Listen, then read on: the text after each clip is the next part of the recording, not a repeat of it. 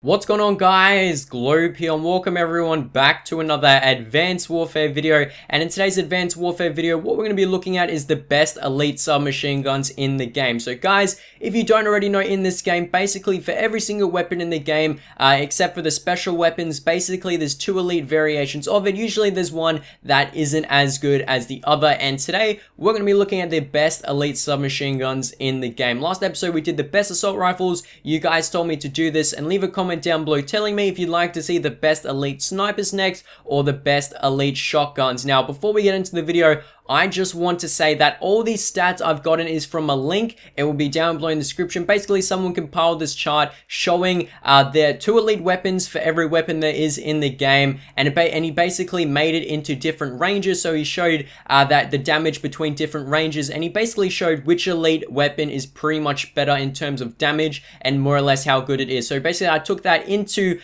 counter and more or less into effect when I was making this list. So to start off with, we're going to be looking at the AMR9 Pro Pipe. A lot of people don't like this weapon.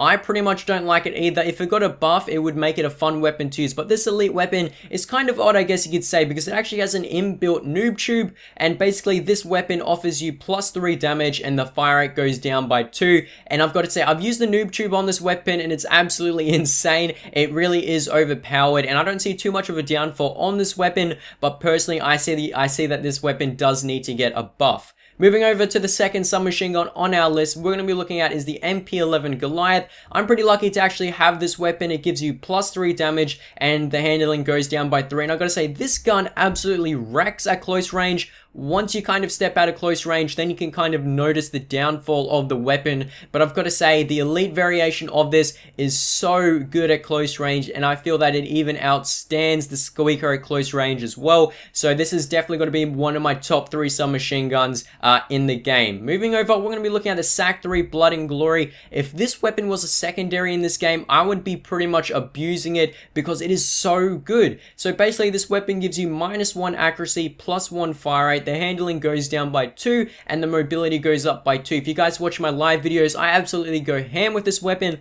I'm not sure what it is about this weapon, but it is so fun to use, and it's awesome just giving a challenge within the game. So it's a good weapon to use, one of my top submachine guns as well. Moving over to the next submachine gun we're going to be looking at is the SN6 Money. Now, this weapon is actually better than the third, if you guys check the link out in the description, but basically this weapon gives you +1 accuracy, the range goes up by 1, the handling goes down by 1, and the mobility goes down by 2. Not too much of a downfall for a submachine gun, because I find this weapon to be good at close range, and the gun does look very nice. Moving over to the next submachine gun we're going to be looking at is the KF5 Breakneck. Now, this weapon is also good at close range. Pretty much all these submachine guns are. Basically, the accuracy goes down by 1 and the fire rate goes up by 3. Now, before I say anything, you need foregrip on this weapon because this shoots up vertical straight away. But oh my god, does this weapon just decimate everyone at close range. It is too good, like most submachine guns on this list. And also, it's got kind of a nice, I guess you could say,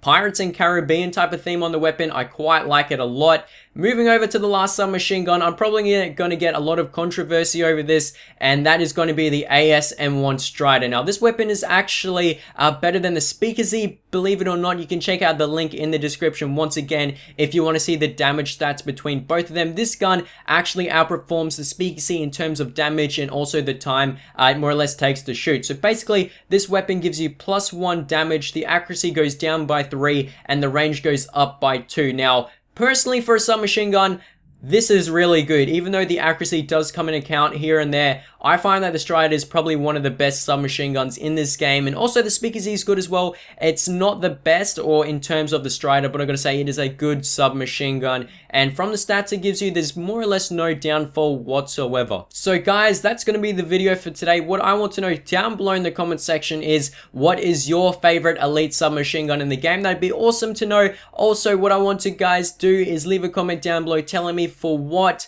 episode you want me to do next, the best elite snipers or the best elite shotguns. Hopefully you guys have enjoyed. If you can smash 70+ likes on today's video, that would be absolutely amazing. Hopefully you guys have all enjoyed, and I'll catch you guys later. Globe out.